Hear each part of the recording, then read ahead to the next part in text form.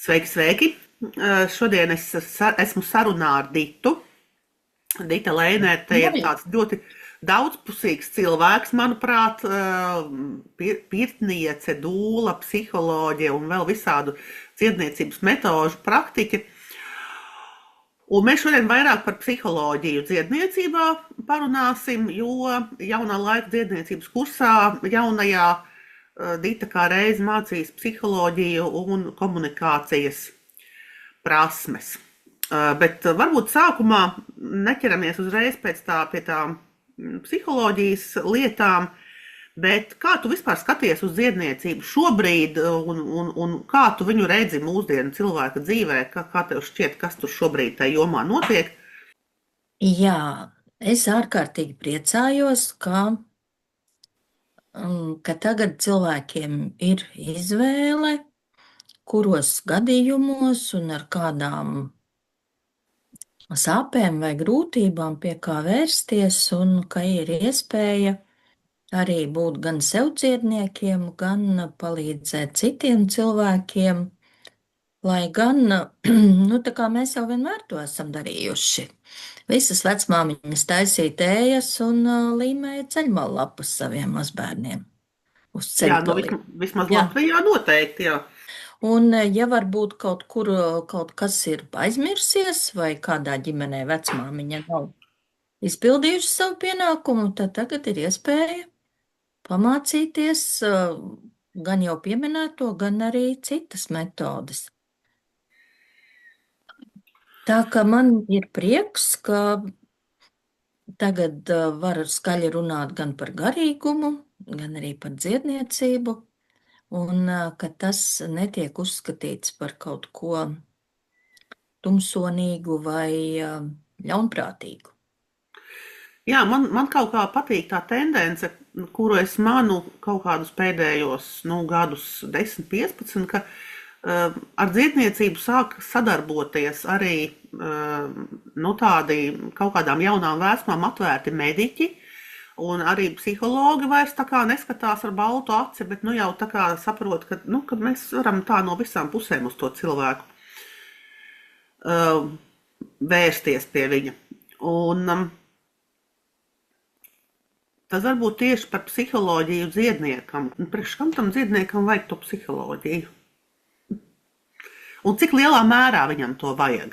Nu, tā kā dziedniecībā jau no laika sākuma ir bijis tas aspekts, ka ņem vērā cilvēka garīgo stāvokli, notikumus viņa dzīvē, un ka to visu skata kopveselumā, tā ka tas psiholoģiskais aspekts vai dvēseles ārstēšanas aspekts vienmēr tur ir bijis. Nu, tagad mēs sakam psiholoģija. Psiholoģija jau ļoti jauna zinātne. Un vēl daudz tur ko izpētīt.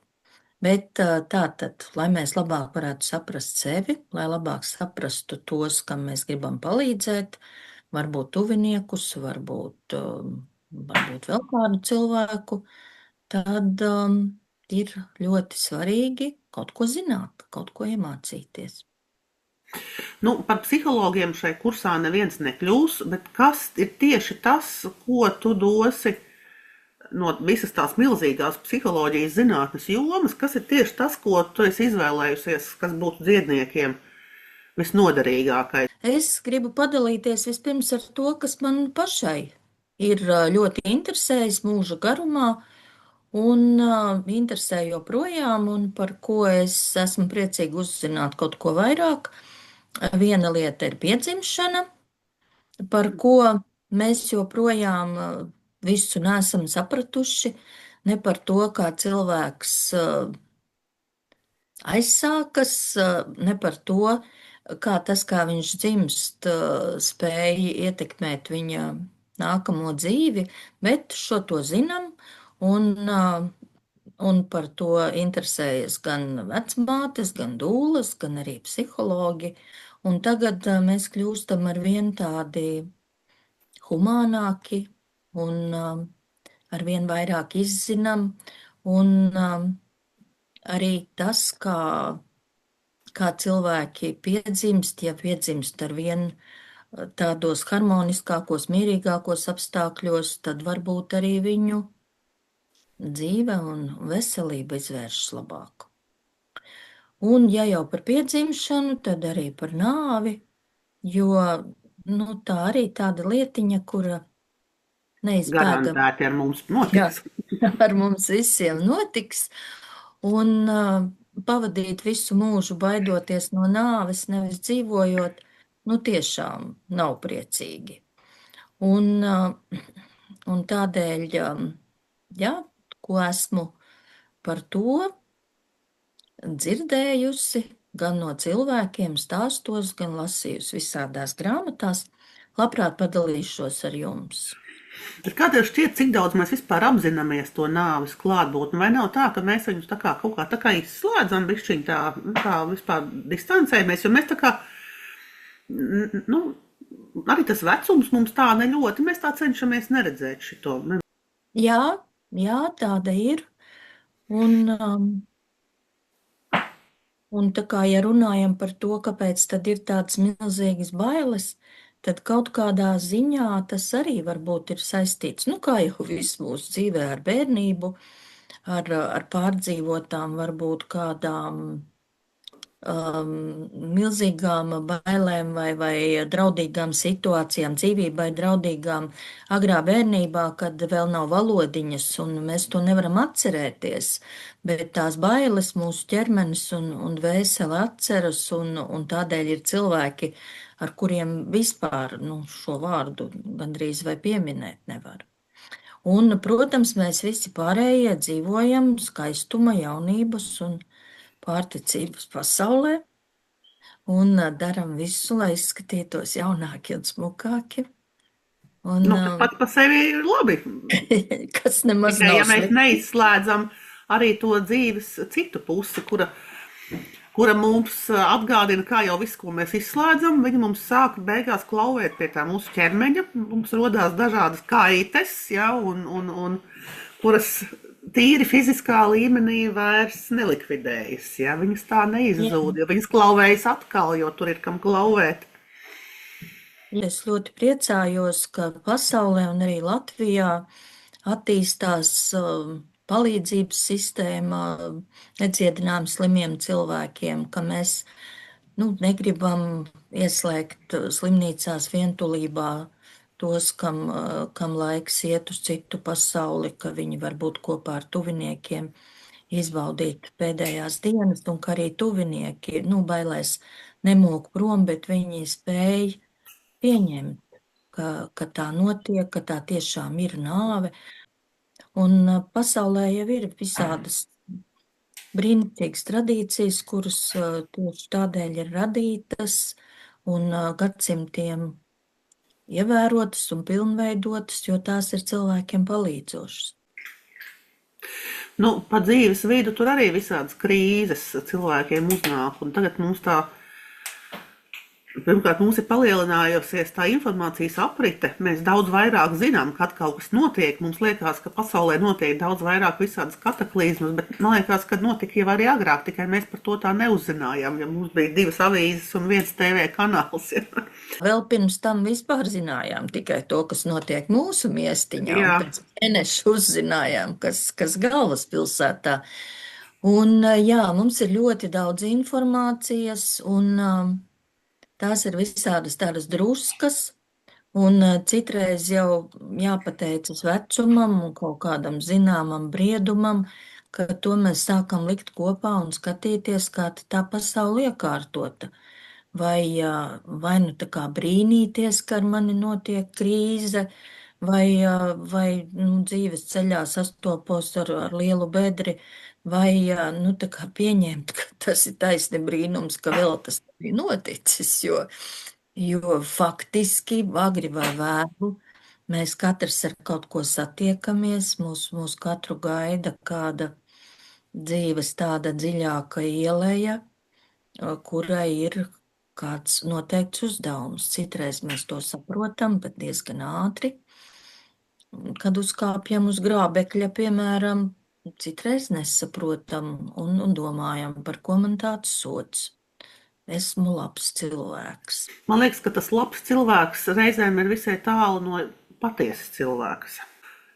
Tas, kā mēs cenšamies un gribam būt labi, tas bieži vien ir vēlme būt labam priekš kādiem citiem, pēc kaut kādiem mums iemācītām tādām lietām, nu, kas varbūt tiem Jā. citiem patiešām ir labi, bet vai tas ir patiesi pret mums, vai mēs tajā brīdī tā jūtamies, ja, un tur atkal nonāk tai pretrunā, kuras rezultātā atkal ir kaut kāds krahs. Ja. Nu jā, nu gribās jau glābt to katru cilvēku un cilvēci, un droši vien, ka dziednieku mācības arī nāk mācīties daudz cilvēku, kuriem uz glābšanu ir tāda vēlme. Un Jā, jā. viena no tām lietām arī, ko vērts apgūt, nu, ka jāpalīdz tam, kurš sauc palīgā, nu, kurš lūdz, palīdzi man. Nu, tā kā Kurš tam ir gribas jau, gatavs, jā. Jā, mēs vairāk varam palīdzēt glābties un izārstēties un dziedināties pašam, bet palīdzēt gan mēs varam, jā. Bet palīdzēt nav izdarīt otru vietā. jā, tieši tā. Varbūt Kādu? kādu vārdu par to, kas tev palika atmiņā no tiem laikiem, kad tu pabeidzi jauno laiku dziedniecības kursu. Man vislielākais pārsteigums bija tas, kā mēs tajā mežā un pļavā salasījām sev un otram cilvēkam vajadzīgos augus. Jo es nekāda lielā botāniķe neesmu. Protams, es pazīstu nu, tādus populārākos ārstniecības augus un viņus vācu, bet tā, kad es ietu uz mežu un meklētu kādus nezināmus augus, tā īsti nenotika. Un toreiz tavā Marija vadībā, kad mēs tur tos pušķīšus bijām salasījuši, tad ar lielu pārsteigumu konstatējām, ka tie der Bilst. tam bija paredzēts. Tas man bija tāds tiešām liels prieks, kāda mums tā gaišredzība ir.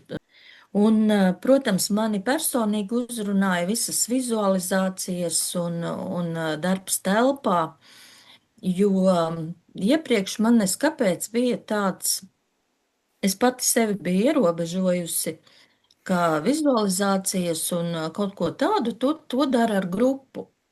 Ar vienu cilvēku to nedara. Es nezinu, kāpēc es tā biju izdomājis. Un tad izrādās, ka tagad es varu darīt citādi, un bieži vien tāda vizualizācija palīdz cilvēkam ieraudzīt pašam kaut ko sevī, ko nu es nekādu nevaru ieraudzīt. Jā, un ar to simbolu valodu var tikt klāt tam, kam mēs tādā apzināti loģiskā līmenī uzreiz tā nevaram ne to noformulēt, ne to apjaust. Tā kaut kā. Jā, tas ir tas lieliskais. Un, protams, arī visas atslābinošās prakses, ko es ar prieku izbaudīju pati un arī labprāt kādam draugam vai tuviniekam piedāvāju. Tas bija tas, kas man ļoti patika. Un bija daudz interesantu lietu, kuras es sapratu, ka es neapgūšu tālāk un dziļāk, bet forši, ka es zinu, ka tāds pastāv. Jā. Nu, un tad vēl pēdējais jautājums. Ja nu cilvēks grib mācīties šajā kursā vairāk priekš sevis, bet nu tomēr nestrādāt ar citiem, vai viņam var noderēt tās nodarbības psiholoģijā un konsultēšanā, kas būs pie tevis, ja tas būs specifiski tikai profesionāliem dziedniekiem? Es domāju, ka prasme klausīties otrā cilvēkā ir vērtīga pilnīgi visiem, un tas ir arī tas, ko māca efektīvu vecāku grupās, ieklausīties, saprast, kas otru cilvēku vada, vai šī brīdī viņš spējīgs ir uz konstruktīvu sarunu, vai viņam vajag mierinājumu, vai vienkārši klātbūtni. Un tādēļ tas, protams, ir noderīgs katram, un es parasti, ja man ir tāds gods kaut ko vadīt, ļoti labprāt aicinu cilvēkus trenēt lietas, ko mēs apgūstam, un tā kā izmēģināt to praktiski.